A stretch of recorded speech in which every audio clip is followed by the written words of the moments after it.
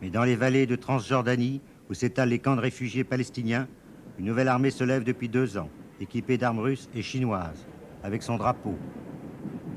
Elle s'est donné un chef, Yasser Arafat. Toutes les puissances, y compris l'Union soviétique, ont reconnu le fait israélien. Est-il impossible de concevoir 2 États, un hébreu et un arabe?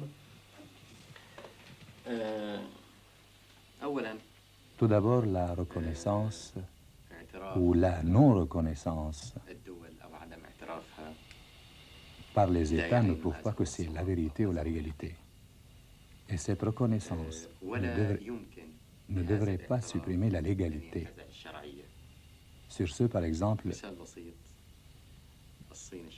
la Chine populaire n'est pas reconnue à l'ONU, bien que la Chine populaire soit une réalité évidente. La révolution palestinienne est elle aussi une réalité évidente. Recherchez-vous une reconnaissance internationale? Est-ce que vous voulez former un gouvernement provisoire en exil? Nous ne songeons pas à la formation d'un tel gouvernement.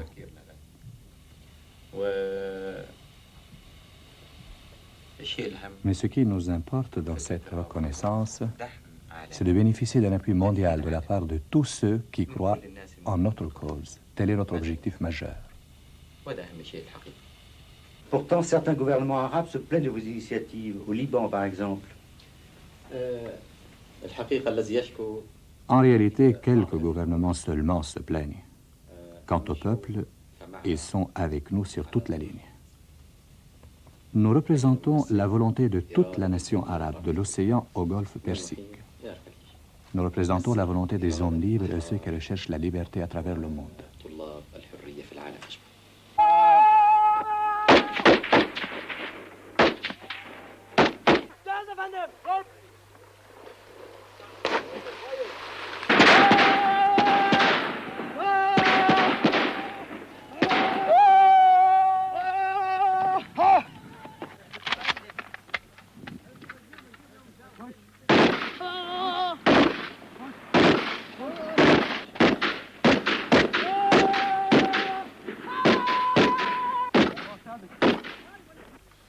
L'entraînement des guérilleros dure 3 mois, 12 semaines d'exercice intense et l'apprentissage de la survie dans ces terres calcinées par le soleil où ne vivent que des serpents.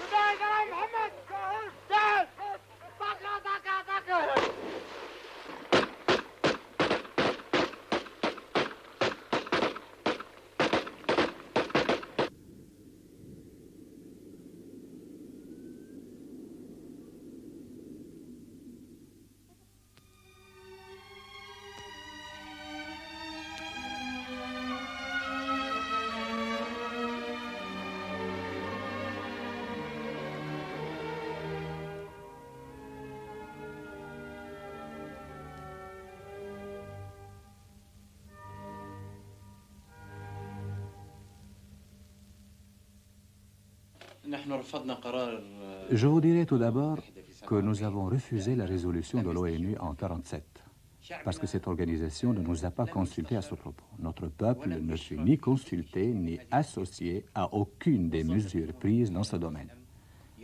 L'ONU et le Conseil de sécurité n'ont cessé de voir dans le peuple palestinien qu'un nombre de réfugiés sans plus. C'est pourquoi nous ne sommes pas obligés d'accepter une résolution à laquelle nous n'avons pas pris part.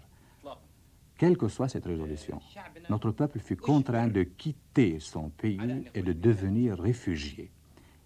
Et ce fait va à l'encontre de toutes les valeurs humaines et la conscience internationale. Alors, dans les rues d'Amman, de nouveaux uniformes sont apparus, ceux des commandos palestiniens, du Fatah ou du Front populaire. Eux rejettent tout compromis et veulent reconstituer une Palestine unifiée. Menace pour tous les régimes arabes qu'ils minent par leur volonté révolutionnaire, ils refusent l'État hébreu.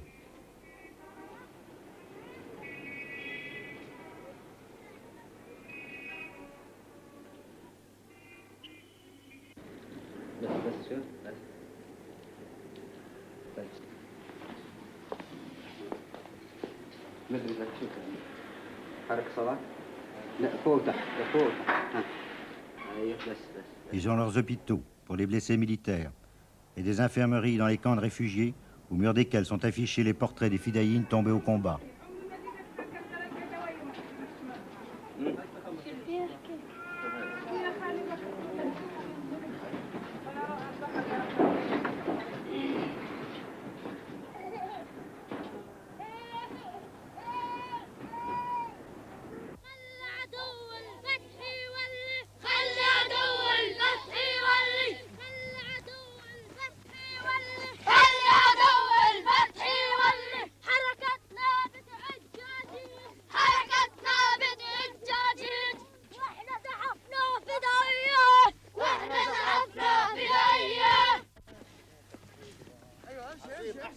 Ceux-là sont les Hashbal, les lionceaux.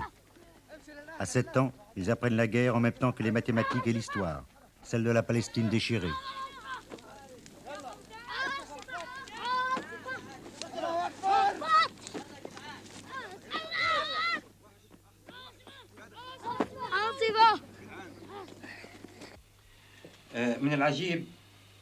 Il est étonnant que les sionistes prétendent que cette terre est la leur. Moi, je ne vois pas comment, puisque nous avons été chassés de cette terre à la suite d'une opération de piraterie qui a eu lieu en 1948. Moi, je dis que ceux qui ont semé la haine dans nos cœurs sont plutôt les sionistes qui sont venus dans ce pays, en nous chassant et en nous obligeant à quitter nos maisons, notre terre qui est celle de nos ancêtres.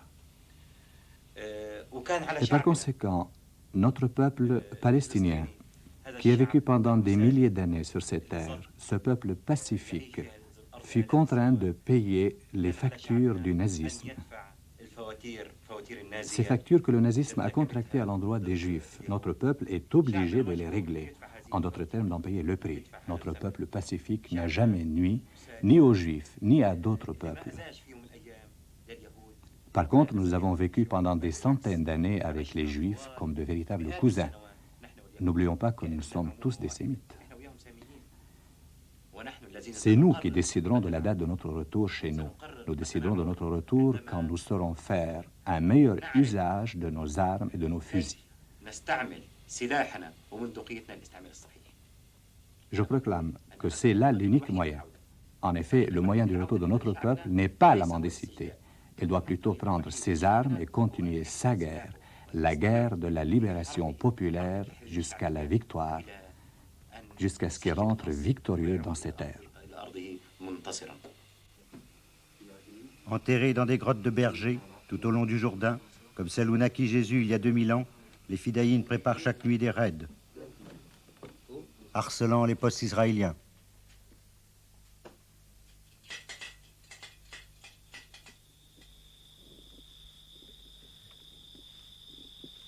Comme ce soir.